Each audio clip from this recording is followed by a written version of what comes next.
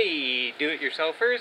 I wanted to show you a project that I've done recently and getting ready to hang it up. It is a Christmas star that lights up with programmable LEDs. So it's controlled by an Arduino microcontroller.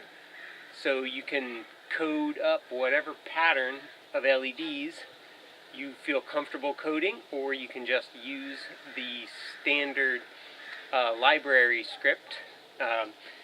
These are LEDs from Adafruit. They are the NeoPixel LEDs. This set here is 30 LEDs per meter. And for this star I bought 4 meters worth. I ended up with a little bit extra, so got some to play with for the next project. First of all, let me show you the star, because that's what I started with a couple years ago.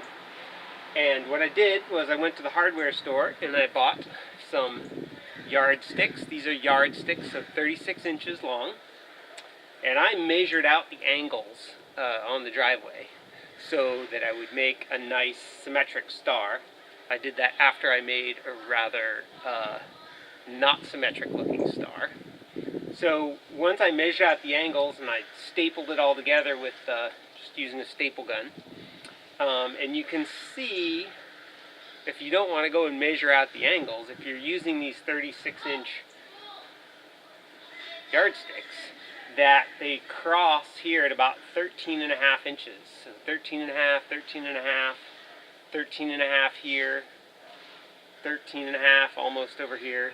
So if you get these guys crossing about 13.5 inches from the end, you should have a reasonably good, maybe 13 to 13.5 inches, you should have a reasonably good star.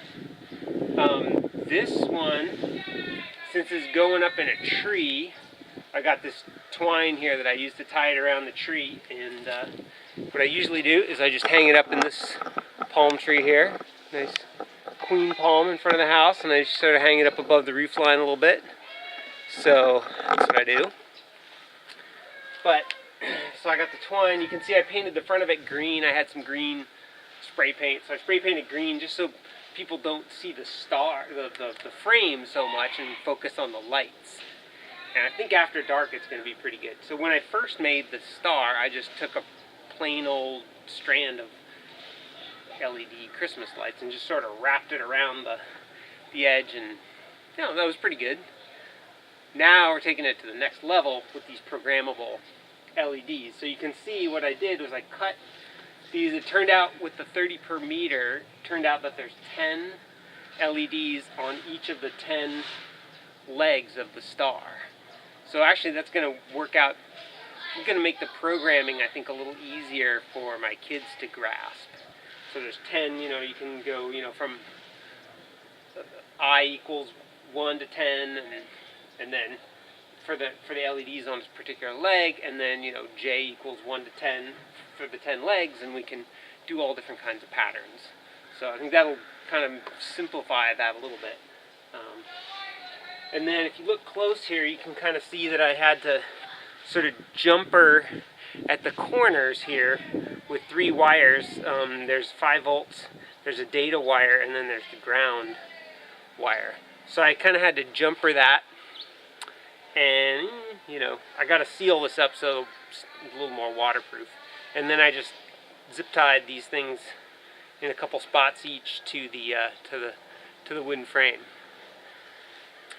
So that's what I did with that. And then I had an old piece of phone wire here that had 3 conductors in it, so I just used that, and I ran it to a little just a little electrical box. This one's supposed to be waterproof, and it's got a cover that's got a gasket, a foam gasket, so that should keep the water out more or less.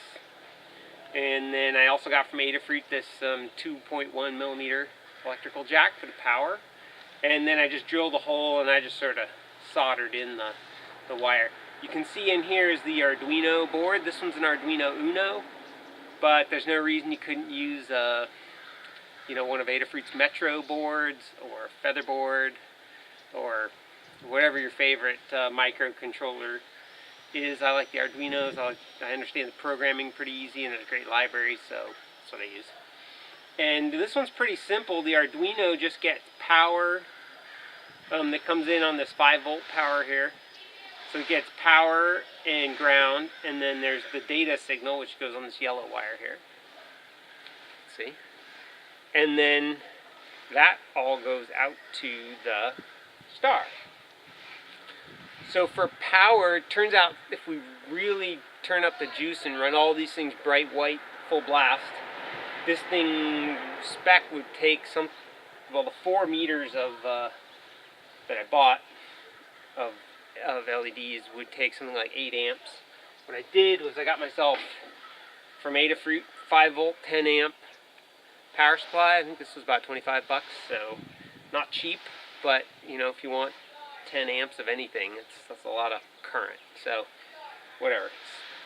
It's nice to be having, you know, low voltage running outside the house and not 120 volts. So this is going to kind of come, the 120 volts is all going to be inside, and then 5 volts outside the house.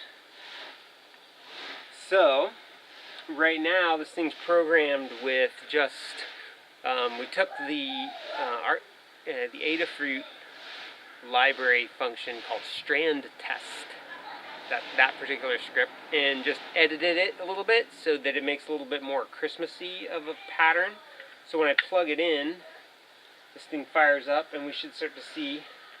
So first what it does is it just kind of goes all the way around red and then green, and it'll do alternate red and green 10 times, and then it'll switch to going through a rainbowy pattern.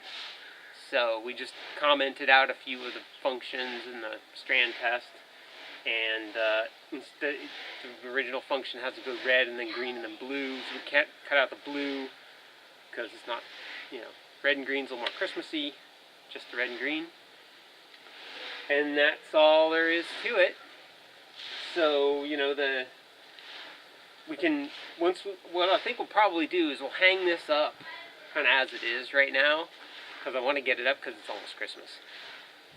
Then after Christmas, we'll take it down, and then we can take this guy, we can take this, take the Arduino inside, take the whole thing inside, and we can practice programming different, you know, start to learn about for loops and other things that we could use to, you know, change the way the lights light up. So you can see it's still going red and green alternating. Like I said, I think we programmed it to do that 10 times, and then it'll switch over and do this rainbow pattern. You know, maybe in the future we'll add like a motion sensor or proximity sensor so that as you walk up to it, it changes what it does, make it interactive. We could add a light sensor so that it only switches on after dark. We didn't do that yet, but something one could do pretty easily. And it's into its rainbow phase here, so you can see it's sort of bluish, going to green, and yellow, pink. So they're pretty cool. They're really bright, especially when you're running them on 5 volts. So gotta be careful. I think if you use the feather boards, I think are mostly 3-volt power supply. So this one, I did the thing you're not supposed to do, which was I wired power straight into the 5-volt pin on the Arduino, which is not recommended procedure. Seems to be working though. You're supposed to bring the power in either from a USB power supply on the USB plug or on a 7+ volts on the 2.1 millimeter power jack here.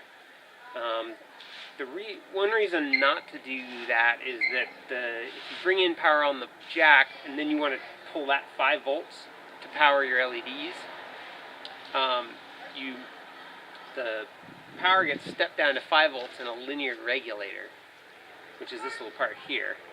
And if it's a big voltage drop, like say you run a 12-volt power supply, you start pulling hundreds of milliamps through that, and it's going to dissipate a lot of power, and this regulator can overheat and shut down, and then the thing will kind of fail.